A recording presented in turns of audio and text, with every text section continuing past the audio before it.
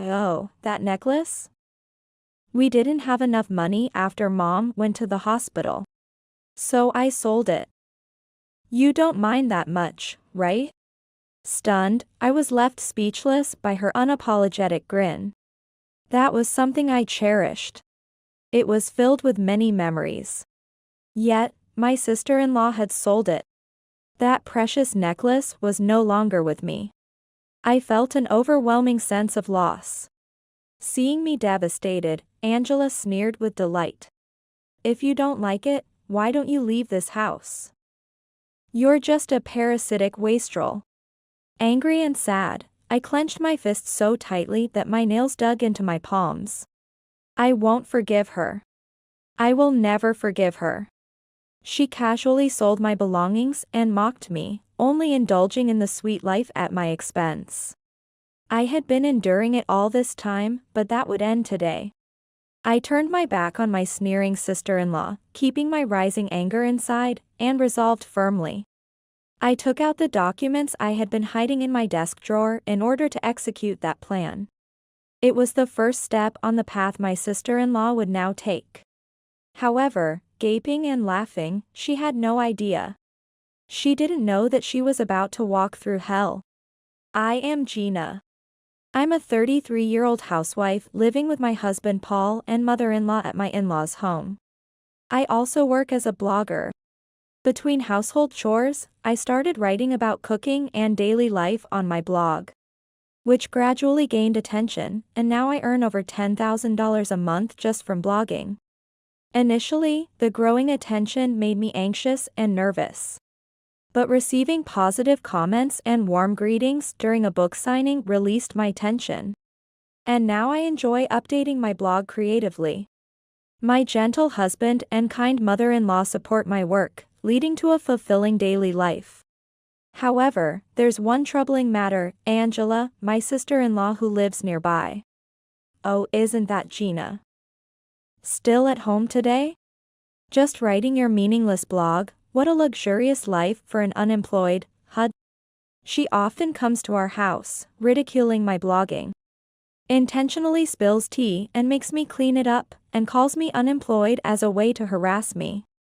Even though my blog now earns a lot of money, Angela became aware of its existence long before it gained attention. She doesn't know how much I earn from the blog now. I've avoided talking about it as much as possible because I don't want to discuss money with her. And I usually ignore her sarcastic remarks about my posts. It always irritates me, but I've never complained because my mother-in-law dotes on Angela. Despite her terrible personality, she is still her beloved daughter. For my kind mother-in-law, who treats me like her own daughter. And because Angela is also my husband's sister. I have never responded to her sarcasm or harassment and have always endured it. Then one day, a large amount of luggage suddenly arrived at our house. Several large boxes and even furniture were delivered, and upon checking, the sender was Angela. I'm living here from today. That's fine, right? It was my house, after all. She had lost her part-time job, couldn't pay her apartment rent, and decided on her own to move back without discussing it with anyone. Not even my mother-in-law or Paul. Today, I have to start living with Angela. The shock was like being hit with a blunt object. Despite the suddenness, my mother-in-law, happy that her beloved daughter had returned, welcomed her, and even my husband, concerned about her having nowhere to go, accepted it reluctantly. Since Paul and mother-in-law agreed, and it was indeed Angela's childhood home, I reluctantly accepted her moving in. However, it marked the beginning of hell for me. Angela was now living in the same house. Just the thought was headache-inducing. Yet she went further by evicting me from my own room, which she arrogantly claimed as hers, and began living there. It had been the largest room, which was vacant when I started living in the in-laws' house. Paul and my mother-in-law had suggested I use it, but Angela took it over simply because it had been her room originally.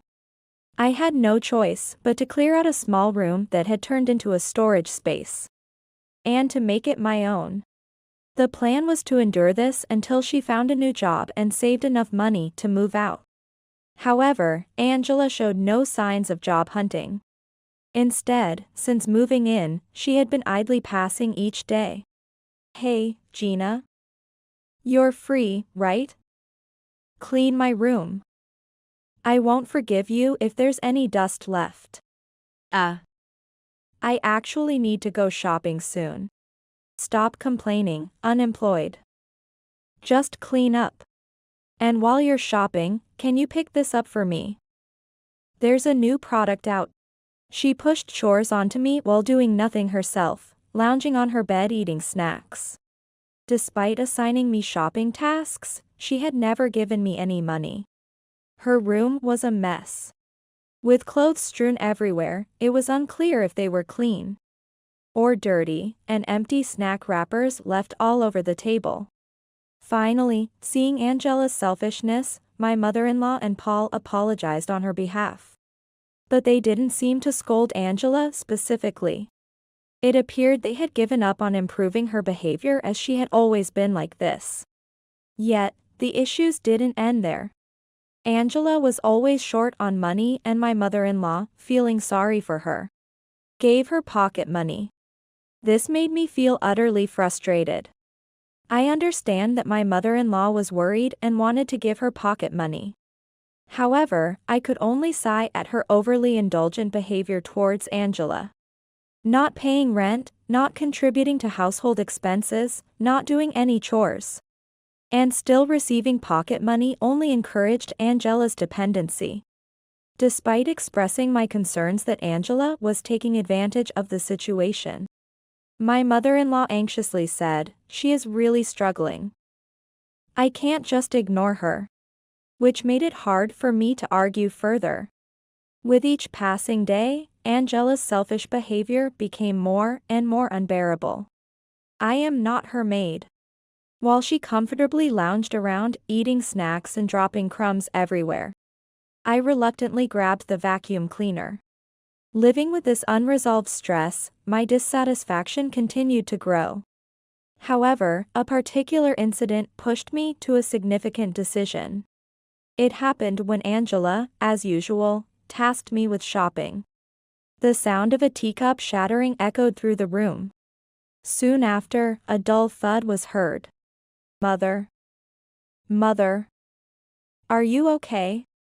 As she stood up from the table to make tea, my mother-in-law suddenly staggered and fell forward. I rushed to her side, tapping her shoulder and calling her name, but there was no response. Although Angela seemed shocked, she did nothing but stand there stunned. I quickly called an ambulance, but she said, "It sounds like a hassle. I won't go to the hospital." I couldn't believe it. Doesn't she care about her own mother? I left Angela at the house and accompanied my mother-in-law in the ambulance. While waiting for the examination, I called Paul, who hurried to the hospital. What if our kind mother-in-law wouldn't wake up? While I was almost in tears, Paul, who might have been worried the most, held me tight, comforting me. It was unbearable, but I was relieved when my mother-in-law woke up safely. Fortunately, her condition wasn't serious, and she was diagnosed with anemia.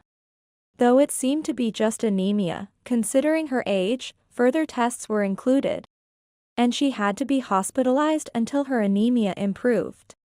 With the increase in hospital visits and household chores previously done by my mother-in-law, my life became much busier. There were no issues with taking care of her. Paul helps with the household chores in between visits to the hospital. I adjusted my work schedule, slowing down the pace of updates. Thankfully, my blog had a strong following, so taking a slight break had minimal impact. Paul and I were working together to make time for everything, yet Angela didn't help at all. Nor did she show any concern for her mother. "Hey, what about dinner? I'm hungry. Hurry up." Instead, she complained to me as soon as I returned from visiting the hospital. "I'm sorry, Angela. I haven't prepared dinner yet." "You still haven't made it?" You're really slow. And Gina, you're using my brother's money to send to your parents, right? That's just wasting money. You should work more. You're unemployed after all. She returned to her room with a disdainful look. I wanted to retort that she was the real unemployed for not even visiting her own mother. Paul and I had decided to send money to my parents as a token of gratitude for raising me. It was Paul who suggested this. However, due to recent poor performance at his company, we no longer had the extra money to send to my parents. Now, thanks to the success of my blog, I'm providing for my parents myself. It was true that Angela didn't know this. But it was ridiculous that she brought up irrelevant matters while ignoring her own faults. While enduring Angela's whims at home, the hospital where my mother-in-law stayed became a place where I could breathe. Angela avoided visiting, finding it bothersome. However, my mother-in-law began to wish for Angela's visit, who had never been showing up. I wonder if Angela is okay. Is she too busy? I'd love to see her. Seeing her lonely expression made me feel terrible. She seemed to shrink with sadness. I didn't want to see her sad expression. So, I managed to persuade the reluctant Angela to visit the hospital just once. Angela. Thank you for coming. I'm so happy. Upon seeing Angela, her face brightened considerably. Indeed, seeing her children must have been the best medicine. Though it was tough to bring her, it was worth it because I could see my mother-in-law so happy. I hoped Angela would say something caring to her. However, she dropped a shocking remark. You know, this is really bothersome. Her irritated voice growled. The atmosphere in the room instantly froze. What? She was stunned by the unexpected words. What did she just say? Ignoring the dismay of my mother-in-law and me, Angela continued loudly. I said it's a hassle you collapsing. I didn't come to visit willingly. I'm busy. If you can't give me money while you're lying here, what's the point of you living? Shouldn't old people just hurry up and die? How could you, Angela? Her eyes teared up, on the verge of crying. That's quite a way of saying it. How could she say something so cruel, especially to a mother who cared deeply about her? Clearly she was not busy because she had been lounging around every day. I had endured so much, but I couldn't hold back and glared at her. Angela, wasn't that too harsh? Your mother has always been worried about you. I don't care. Why should I be scolded by the unemployed? It was a huge hassle even to come here. I really regret coming. With a frustrated expression, she stormed out of the room. Only my mother-in-law's sobs remained. She had looked forward to seeing Angela, but this was too much. This was utterly unacceptable. I couldn't let Angela's whims go unchecked any longer. If she was going to behave like that, I had my own thoughts. When I told my mother-in-law the plan I had been quietly considering, she readily agreed. I've opened my eyes. I've indulged her too much. I'm sorry, Gina. I support your plan. Angela's previous attitude clearly hurt her deeply. It was understandable, given the severity of her words. That evening, I told Paul about what happened at the hospital, and even he, usually so mild-mannered, showed his anger. Angela said that to Mom? That's terrible. I'll help you with the plan. I received a firm nod and a positive response from him.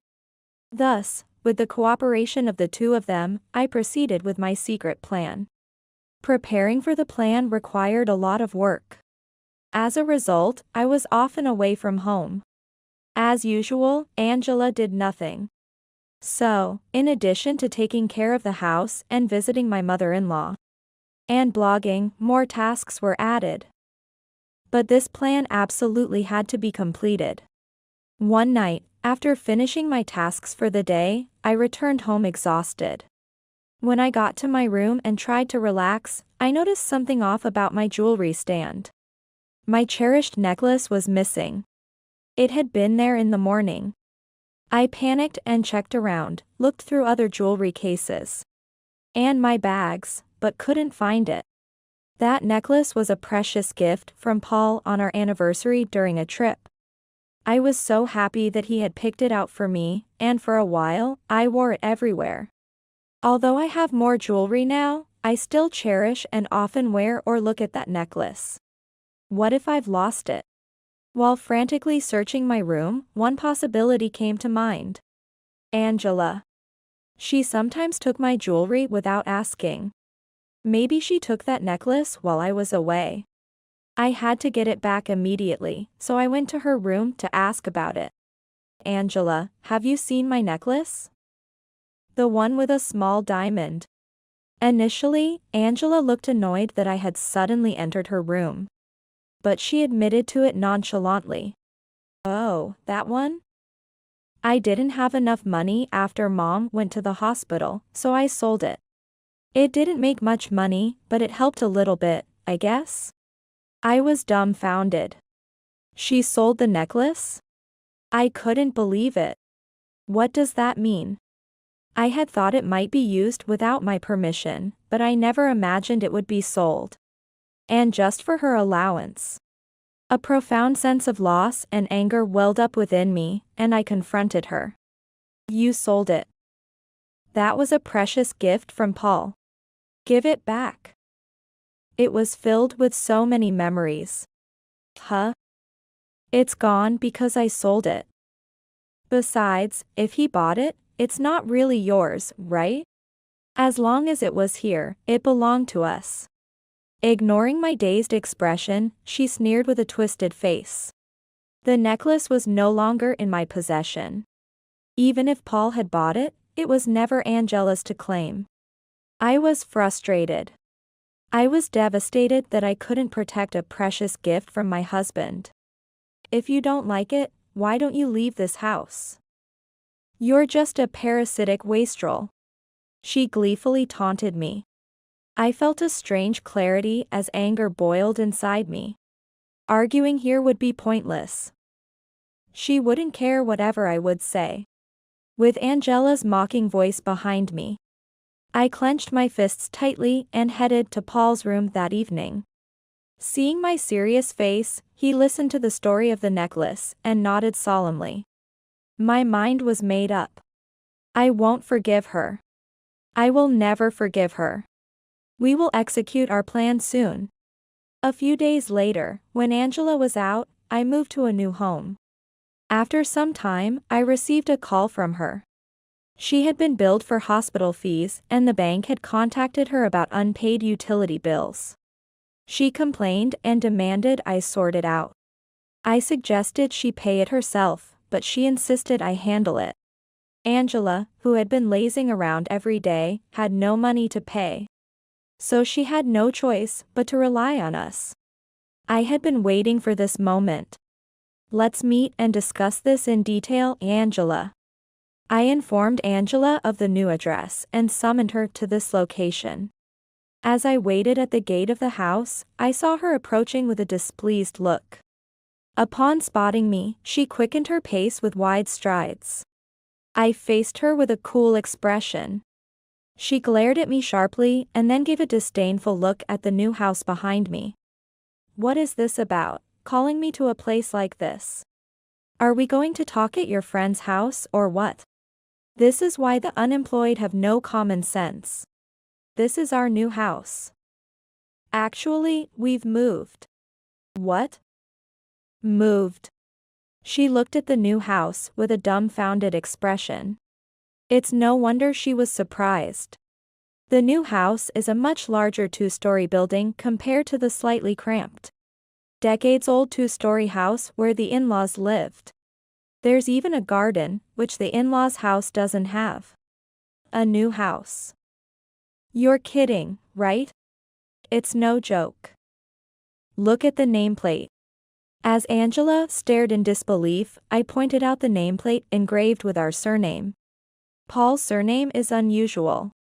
Even Angela, sharing the same surname, could easily verify that this was indeed my new house. She checked the nameplate, her eyes rounding, and her mouth opening and closing like a fish, visibly shaken. Her gaze then shifted to my neck. Wait, that necklace, I sold it. On my neck gleamed the necklace Paul had given me for our anniversary. With a smile, I responded to her remark. I had tracked down the pawnshop where she had sold it and bought the necklace back. I led the stunned Angela to the entrance to explain in detail.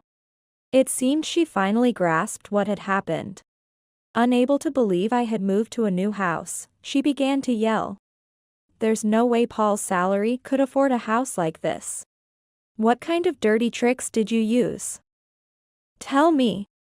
She advanced on me as if to grab me by the collar. I remained utterly calm, looking at her coldly. As I told you, I am a blogger. It turns out I'm quite famous. My blog alone brings in over $10,000 a month. I've also published a few books, so the royalties are quite substantial. Over $10,000 a month. Her words faltered for a moment. Smiling, I continued. Paul's company is having a tough time right now. I'm paying for my mother-in-law's hospital bills, our living expenses, and even the allowances to my parents. But we must help each other in times of need. We're family, after all. You're paying for everything. Even when we went shopping. Yes, I paid for the groceries and even for the things you forced me to buy. Oh. Angela, what's wrong? You look pale. Are you feeling ill? Angela, now pale after learning everything, staggered back. She hugged herself with her arms and trembled like a frightened deer. The fact that I, whom she had treated like a maid and scorned, was bearing most of the expenses. And now, I have moved away from her. Her carefree life was inevitably coming to an end. Moreover, she would need to find a job immediately to maintain her current lifestyle. Realizing this fact too late, Angela, her face pale, approached me with tears at the corners of her eyes. Gina, I'm sorry for everything. Please, let me live here too. Aren't we family? I firmly decline. How can someone who sells others' belongings and treats them like a burden be considered family? I coldly rejected her plea, looking at her dispassionately.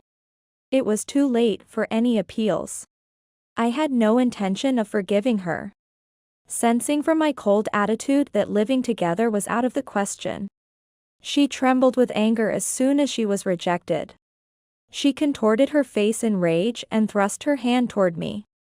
How can you treat me like this when I'm asking for help? Fine. Then I'll manage Mom's pension. You're a stranger. Give me the bank book right now. I was astounded by her continued attempts to seize control of the money. Now she was after her mother's pension. The thought of her never choosing to earn her own living gave me a headache. But that was fine. We had already had a solution to that matter. Unfortunately, my husband is already managing your mother's pension. You have no role in this, Angela. What did you say? She clenched her teeth in frustration as her hope for the pension evaporated. Recalling my mother-in-law's words at the hospital, I informed her more calmly. Moreover, your mother says she's had enough of your attitude and wants to cut ties with you. So, the real outsider here is you. Angela looked incredulous, shaking her head slowly. Had she forgotten her own words to my mother-in-law? Even after being told this, she started making a scene. Me, an outsider. What does that even mean? Why am I the bad one? Why does it always have to be me suffering? It's all because of Gina, the slacker. Things got weird here after you came. It's not my fault. It's your fault. Her tantrum was childlike. The way she was shouting nonsense was truly embarrassing. It was about time to show her the door, given her endless greed for other people's money. I glared at her and said sternly, "Angela, would you please leave? This is my precious family's home. I won't call her sister anymore." Angela choked up, throwing a resentful look before she scurried away from the scene. Thus, the plan to move to the new house was successfully completed. Finally relieved, I took a deep breath in the fresh-smelling room of the new house. Later, I heard she had begged my mother-in-law for forgiveness. She cried, claiming she was not at fault, and had been deceived by a good-for-nothing, begging for help. However, from the beginning of the plan, my mother-in-law had already decided how to deal with Angela. "Angela, I really loved and cherished you. But hearing your true feelings in the hospital, I understand now. You've always thought of your mother this way. Please let me cut ties. It'll be refreshing to be away from such an elderly person about to die, won't it?" That's how she rejected Angela. Perhaps because my mother-in-law had always been lenient. Angela's response was to cry out loudly and cause a scene in the hospital, resulting in her being expelled and banned. After being discharged, my mother-in-law moved to our new house, and we decided to sell and dispose of the in-laws' house. Angela stayed at the old house screaming, "This is my home. Don't take my home away," until the last day, which led to a call to the authorities. Since the house was in a good location, it quickly found a new tenant. But Angela harassed and caused noise issues for the new tenant, ultimately involving the police. Angela finally faced the consequences of her actions, but by then, she had lost her home, been abandoned by her family, and was left wandering the streets, now resorting to demeaning ways to get by. It was a case of reaping what she sowed. Meanwhile, Paul's company recovered, and we found ourselves financially comfortable again. Around the same time, we had another piece of joyful news. I was pregnant. The joy on Paul's and my mother-in-law's faces when I shared the news was astonishingly great. Having safely given birth, our child is now growing up healthily, showered with love from the two of them, and I am enjoying fulfilling days of parenting and work.